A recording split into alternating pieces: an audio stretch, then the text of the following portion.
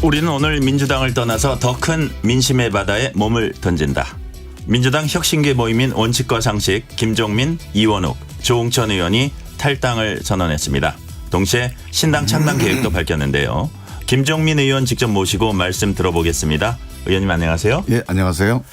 탈당 선언 이후에 언론과 처음 인터뷰하시는 겁니까? 예, 오늘 처음입니다. 그렇군요. 가슴 속에 이제 쌓인 생각도 많으실 텐데 어저께 탈당계도 바로 내셨어요. 예. 많이 착잡하셨을 텐데 결국 당을 왜 나오게 됐다고 생각하십니까? 저희가 어제 기자회견에서도 밝혔듯이 이게 되게 비정상적인 정치가 계속되고 있어요. 제가 국회의원 8년하고 노무현 대통령 청와대에서 일할 때로 따지면 20년 정치를 했는데 제 20년 정치하면서 최근 한 1, 2년 사이 이렇게 비정상적인 정치는 처음 해봤는데 여기에 대해서 여러 가지 고치거나 해결하는 방법을 찾아봤는데 정치권 안에서 정당 내부 또 국회 내부에서 해결이 안 됩니다. 점점 더 악화돼요. 그럼 왜 그럴까? 그리고 국민들의 민심은 점점 정치에서 떠나가요. 근데 이 양쪽의 정치를 못마땅하지만 지지하는 국민들이 한 절반 정도 있습니다. 양쪽에 25%. 네.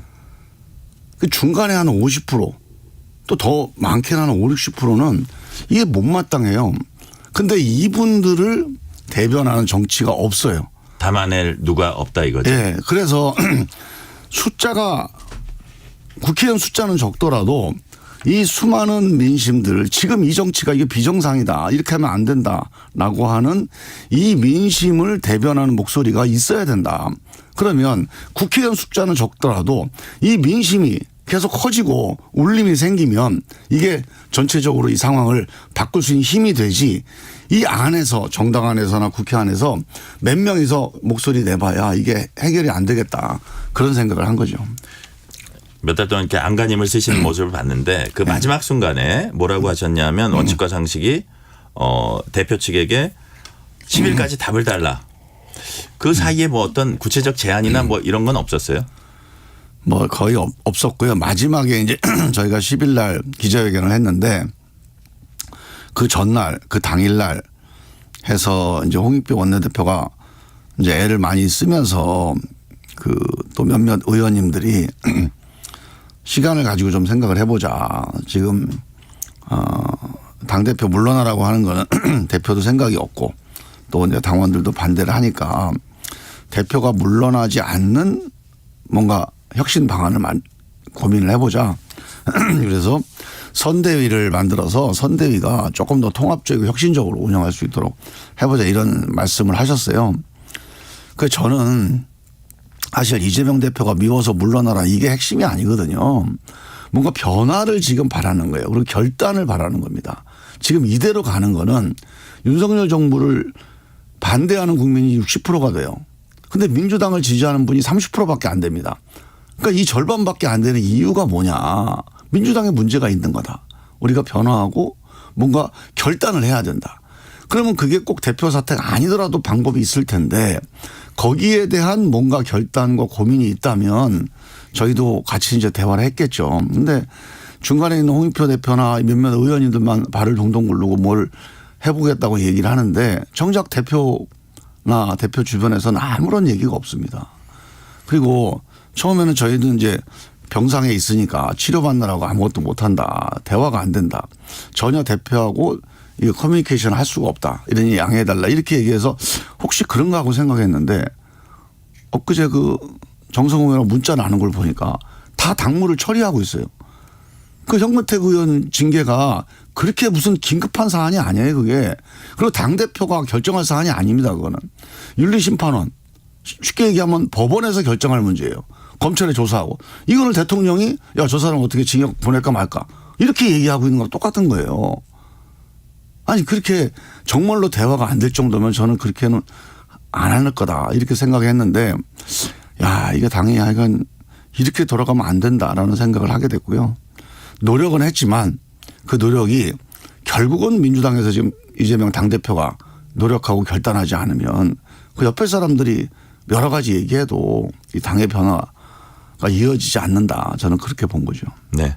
윤영찬 의원은 마지막 순간에 당에 잔류하기로 결정했어요. 이유가 뭔가요? 모르죠. 사실 뭐 이렇게까지 몇 달 같이 해오다가 마지막에 직전에 제가 그런 표현을 했습니다. 지금 4명이 다이빙대 위에 올라가서 같이 이제 이 민심의 바다에 던지기로 하고 올라가 있는데 다이빙대가 위험하잖아요. 네. 4명이 올라가서 이게 빠듯하게 서서 이제 결행을 기다리고 있는데 거기서 한 명이 빠져서 이게 혼란이 생기면 다 흔들리고 위험하죠. 그래서 같이 가자 그러고 마지막까지 호소를 했는데 저는 이 길이 옳고 남는 길이 틀리고 그래서가 아니에요. 그래서 남는 것도 또 하나의 정의고 선의입니다. 또 제가 말씀을 나가서 이 대변하지 못하는 이 답답한 민심을 이 양쪽을 대변하는 민심은 다 150명, 100명씩 있잖아요. 네. 그럼 이 중간에 50%가 되는 국민들을 대표하거나 그들을 위해서 목소리를 내줄 사람이 이것도 하나의 정의고 하나의 선의입니다. 그래서 선택의 문제인데 여기까지 왔는데 되돌아가는 건 아니다. 네. 근데 이제 얘기는 여러 가지 합니다. 민주당을 지키고 또 민주당에서 뭔가 변화를 도모하겠다고 하는데 그거는 우리가 몇 달 동안 다 검토한 얘기입니다. 그게 왜 안 되는지 어려운지 또 그런 사람은 많이 있잖아요. 그러면 그렇지 않은 사람 몇 사람이라도 목소리를 내줘야 이게 새로운 변화가 생기지 않겠냐. 이래서 우리가 여기까지 온 건데 개인적인 인연들이 좀 있었겠죠. 주변에서 말리는 분들도 있었겠고. 네. 근데 정확하게는 모르겠습니다. 뭐 일부에서는 뭐 공천 얘기도 하는데 지역구 얘기도 하긴 하는데 그건 아무도 모르는 거고요. 사실 추측일 뿐이고 다만 어제 이제 윤 의원이 당 잔류하면서 그 당 안에서 정치적 어떤 입지랄까 좀 애매해진 게 아닌가 이런 걱정을 하는 분들도 많이 있더라고요. 뭐 과연 지금부터 어떤 역할을 할 수 있을까 이런 우려죠. 그 뭐 윤 의원이 뭐 역할을 하겠다고 해서 잔류한 건 아닐 거고 나름대로 이제 민주당을 떠나는 거에 대한 그 마지막 어떤 두려움 또는 어떤 뭔가 걱정 부담 이런 것들이 작용을 했겠죠. 네. 그래서 뭐 앞으로 역할이라든가 공천이라든가 이런 거는 다 이제 호사가들의 얘기고 본인 입장에서는 이 마지막 결단이 사실 이게 뭐 충치 알턴이 뽑아내는 게 아니에요. 생리를 뽑아내는 것 같은 그런 결단과 아픔이 있는 거거든요. 네. 사실 저희가 뭐 공천 때문에 무슨 탈당을 했다 이렇게 얘기를 하는데 그거 다 받아도옵니다. 네. 그냥 아주 상식적으로 생각해서 민주당 안에서 공천 받는 건 당선되려고 하는 거 아닙니까? 그러니까 민주당 안에서 공천 받고 당선되는 게 지금이라도 우리가 탈당하기 전에 지금이라도 경선 노력해서 하는 게 나가서 어찌 될지 모르는 이 선택하는 것보다 훨씬 가능성이 높아요. 지금 광야로 나오신 거잖아요. 네. 지금 나가게 되면 공천 받고 당선되느냐. 그러면 그 말이 성립이 되죠. 아 저건 당선 때문에 저런다. 나가면 더 어려워지지 않습니까? 그렇죠. 그건 상식이잖아요. 어려워지지만 공천 당선 우리가 좀 뒤로 물리고 내려놓고 정말 한국 정치에 대해서 우리 이익이 있다. 이 정치 이대로 안 된다. 이 목소리를 하고 싶은 거예요. 민주당 안에서 얘기하면 뭐 수박이니 내부 총질이니 이 콜로세움의 함성 속에 다 묻혀버리잖아요. 그러니까 옆에 콜로세움 밖에 로마 시내로 나가서 우리 시민들한테 이런 목소리 있다 이렇게 알리고 싶은 겁니다. 그렇군요. 네. 이제 당 나오신 세 분 모레 12일이죠. 신당 창당 청사진 발표합니까? 네. 내일이 12일입니다. 그래서 내일 정도에 저희가 창당 계획을 좀 발표하려고 합니다. 네, 그렇군요. 아, 내일이네요. 10일. 네. 근데 사람들이 궁금해하는 게 이거예요. 이낙연 전 대표 신당과의 관계 설정이 어떻게 되는지. 그러니까 예를 들어서 지금 들리는 얘기 중에 하나는 세 분이 추진하는 신당에 이낙연 전 대표가 합류하는 형식이 될 거다 이런 관측도 나오는데 실제로 그렇습니까? 일단 이낙연 대표께서는 신당을 추진해 오셨잖아요. 네. 그래서 그 신당 추진은 동력이 있는 거고 저희는 이제 이낙연 대표가 지금 추진했던 신당의 틀이 있는데 거기에 그냥 개별 가입하는 거는 조금 바람직하지 않다고 보고 있어요. 왜냐하면 사실 저희가 이낙연 대표 개인과 뭔가를 같이 하기 위해서 이 신당하거나 탈당한 건 아니거든요. 네.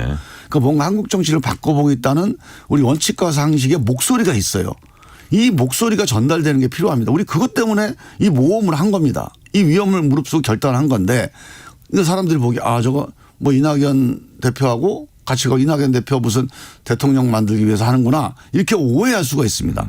이낙연 대표가 뭐 그런 욕심이 있는 것도 아니지만 일단 뭐 시중에는 그렇게 이제 퍼져 있으니까 그래서 원칙과 상식이 왜 나왔고 어떤 당을 만들려고 하는지를 국민들에게 알리는 이런 과정이 필요하다고 보고 이런 과정과 또 이낙연 대표가 또 그분도 뜻이 있지 않습니까? 네. 뭐 자기 욕심을 위해서가 아니라 이 한국 정치에 대해서 뭔가 그러니까 문제가 있고 이걸 변화시키겠다는 생각이 있으니까 이 두 가지가 만나는 지점이 있을 겁니다. 저는 그래서 자연스럽게 이게 미리 기획하고 나온 거는 당연히 아니다 네, 말씀이시죠? 국민들 속에서 같이 만나는 지점이 있을 텐데 하여간 각자 뜻을 세우고 그 뜻을 서로 같이 이렇게 교감하고 함께하는 이런 과정을 거칠 거라고 봅니다.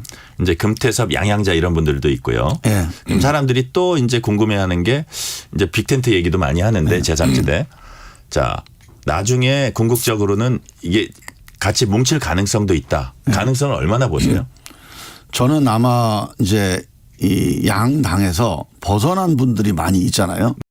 이분들이 각자 개별적으로서 이 거대 양당하고 이 어떤 경쟁에서 이 총선에서 성과를 거두기가 쉽지 않을 겁니다.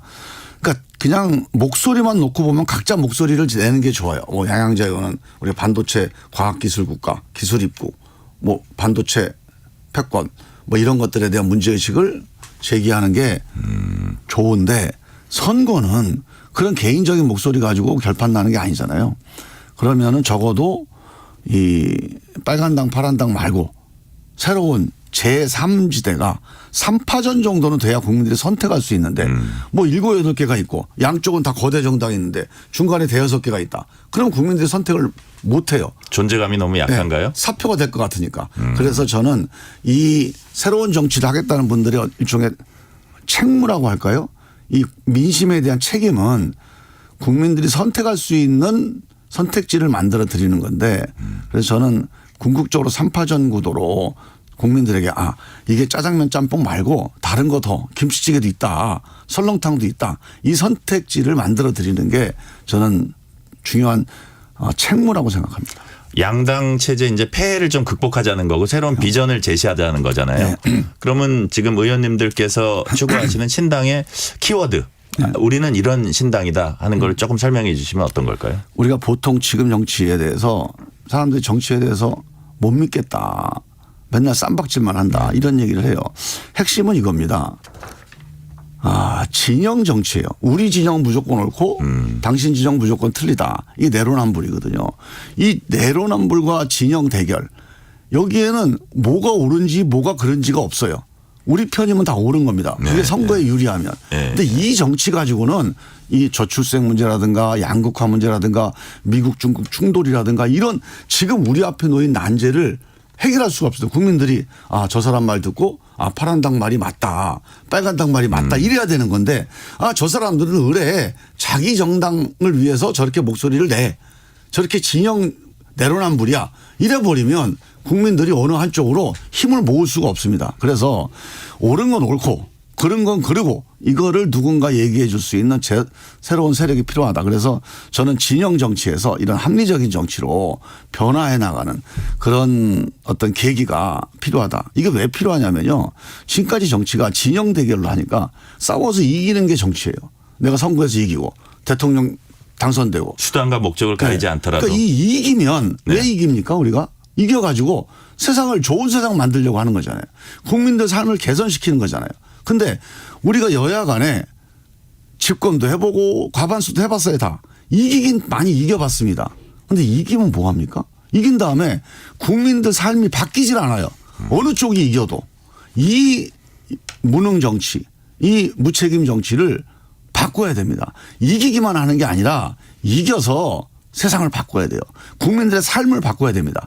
바꾸려면 단순히 이기는 게 아니고 이긴 다음에 진 사람하고 협력하고 진 사람을 설득하고 리더십을 발휘해 줘야 돼요. 또 진 사람은 이긴 사람한테 승복하고 또 다음 내가 승자가 되기 위해서 노력해야 되고 이 관계가 깨져버려서 한국 정치는 이기면 무조건 독주하고 지면 무조건 발목 잡고 이래가지고 피해자는 누구냐? 이 두 정당은 계속 국회의원하고 대통령하고 장관하고 하니까 그냥 기득권 유지해요. 아무런 불편함이 없습니다. 제일 불편한 건 국민들이에요. 정치인은 승자고 국민은 패자네요. 바로 그렇습니다. 그래서 이 승패, 이 잘못된 이 승패 민주주의 이기면 된다. 이기면 무슨 소용입니까? 국민들이 이렇게 패자고 국민들이 이 고단한 삶이 안 바뀌는데. 저는 그 국민의 고단한 삶을 바꾸기 위해서는 정치가 그러니까 정치 세력이 이기고 지고가 아니고 이긴 다음에 이 세상을 바꿀 수 있도록 대화하고 협력해서 리더십을 발휘하는 그런 정치로 가야 된다. 그렇군요. 인터뷰 중 언급된 여론조사 개요 소개해드립니다. 연합뉴스와 연합뉴스TV가 공동으로 여론조사 업체 매트릭스에 의뢰해 지난 6일에서 7일 사이 전국 만 18세 이상 남녀 1000명을 대상으로 진행한 조사 결과 윤 대통령 부정평가는 59%, 민주당 지지는 33%로 나타났습니다. 조사 방식은 휴대전화 가상번호를 이용한 전화 면접 방식으로 자세한 사항 중앙선거여론조사심의위원회 홈페이지에서 확인하시면 됩니다. 너무 길었습니다. 네. 그런데 이제 이재명 대표가 어제 퇴원하면서 상대 죽여 없애는 정치 안 된다. 전쟁 같은 정치 이번 사건을 계기로 사라지길 바란다고 밝혔습니다. 어떻게 들으셨어요? 저는 이재명 대표한테 정말로 제가 진심으로 말씀드리고 싶은 게 말과 행동이 같아야 됩니다. 전 그 말씀 전적으로 공감해요. 그리고 이번에 엄청난 사고를 당하셨잖아요. 이번 사고를 당하면서 이게 이재명 대표한테 개인한테는 엄청난 시련이고 불행이지만 혹시 이게 한국 정치에 좋은 또 계기가 되지 않을까. 왜? 이런 정치 이제 그만하자. 혐오 정치 이 증오와 적대의 정치를 그걸 누가 해야 됩니까? 이 국민들 한 사람 한 사람이 각성해서 하는 것보다 지도자들이 끊는 게 좋아요. 이거 안 되겠다. 그런 계기가 됐으면 좋겠다. 윤석열 대통령이나 한동훈 비대위원장이나 이재명 대표나 그런 계기가 됐으면 좋겠다는 생각이 들었어요. 그래서 저는 그 말씀은 전적으로 저는 공감합니다. 죽이는 정치가 아니죠. 살리는 정치로 가야죠. 그런데 한번 생각해 보세요. 지금 민주당에 보세요. 공천한다고 지금 이른바 비명계 의원들을 쫓아내자. 공천 학살하자. 해갖고 친명 의원들, 친명 무슨 자객들이 지금 한 30여 군데 지금 다 가서 활약을 하고 있는데 이거를 이재명 대표 막질 않습니다. 저는 누구나 가서 공천 받고 열심히 할 수 있어요. 근데 비명이니까 죽이자 이 얘기를 하는 사람은 공천에서 탈락시켜야 됩니다. 공천 배제를 해야 돼요. 저희가 원칙과 상식이 내내 요구했던 게 이거예요. 누구 실제로 공천해도 그렇게 좋다. 떠들고 다니는 분들이 있습니까? 예. 많죠. 누구 공천해도 좋은데 비명 학살, 친명 공천 이런 식으로 분열시키고 이런 식으로 혐오 정치, 이 적대 정치를 하는 이런 이른바 헤이트 스피치, 이 혐오 연설을 하는 이런 사람 유튜브에 지금 엄청 많습니다. 이런 사람도 조사하면 금방 나와요. 이런 거는 공천에 반영해서 한 사람 딱 대표로 이런 경우는 이 공천 배제다. 이렇게 한 명 발표해 보세요. 일주일 안에 다 없어집니다. 이런 노력을 해야 죽임의 정치가 없어질 수가 있어요. 네. 아까 잠시 스쳐가면서 말씀하시기는 했는데 국민의힘이 이제 민주당을 이렇게 또 비난을 하고 있습니다. 이재명 대표의 피스프 첫 메시지는 현근 퇴근요. 이게 이제 이재명 대표 정성호 의원과 문자 내용 비판하는 건데 이원욱 의원은 사당화의 완전 증거다 이렇게 비난을 했고요. 어떻게 생각하세요? 아까도 제가 말씀드렸지만 대통령이 그 사람 징역 3년 줘라. 2년 줄까 3년 줄까. 그런 권한이 없어요. 대통령한테. 그렇지 않습니까? 그럼 판사가 결정하는 거잖아요. 그럼 판사한테 전화하겠다는 거예요. 이게 정상입니까? 지금 민주당의 당원당규에 윤리심판원이라는 데가 있습니다. 이런 일이 벌어지면 윤리감찰단이 조사를 해서 윤리심판원에서 결정을 하게 돼 있어요. 그리고 거기에서 이게 하도 문제가 되니까 예를 들면 당대표가 자기 친한 사람은 봐주고 자기 미운 사람은 징계하고 이러면 당이 공당으로서 신뢰가 떨어지잖아요. 그러니까 윤리심판원을 만들어서 다 외부 인사로 하자. 이렇게 이게 10수년 동안 합의해 온 겁니다. 이게 무너져 버린 거죠. 윤리심판원이 이런 기구가 있어도 그러니까 사법부가 있어도 그냥 대통령이 이 사람 징역 2년 때려라. 이러면 되는 거예요. 근데 이거는 제가 보기에는 공당으로서 있을 수 없는 일이에요. 네. 마지막으로 짧게 하나 여쭤볼게요. 이번 총선 승패를 가를 가장 키는 뭐라고 보세요? 관건. 저는 결국 변화라고 봅니다. 선거는 변화하기 위해서 하는 거예요. 다수와 소수가 바뀔 수 있다. 이 희망 때문에 하는 겁니다. 저는 우리 연축가 상식이 비록 3명으로 출발했지만 지금 3명이 중요한 게 아니에요. 민심은 3명만 있는 게 아닙니다. 민심은 1%만 있는 게 아니고 50% 있어요. 그러면 이 50%의 민심이 모아지면 세상은 바뀔 겁니다. 저는 정말로 국민들이 이번에 변화시켜야겠다라고 변화에 투표하면은 이 세상은 바뀐다고 보는데 문제는 국민들이 저기다 투표하면 저게 변화가 될지에 대한 신뢰. 저 그릇이 모양이 좀 제대로 됐나 이 문제 아닙니까? 그래서 저는 이 양당은 이미 변화를 안 하겠다고 국민들한테 선언을 한 거예요. 한동훈 비대위원장 이재명 대표 마찬가지입니다. 이제 제3지대라고 나온 많은 분들이 국민들에게 우리 같이 바뀝시다. 우리 정치 좀 바꿉시다 했을 때 국민들이 마음 놓고 찍을 수 있는 그릇만 만들어주면 저는 이번 총선은 대이변이 일어날 거다 그렇게 봅니다. 그렇군요. 여기까지 듣겠습니다. 김종민 의원이었습니다. 감사합니다. 네, 감사합니다.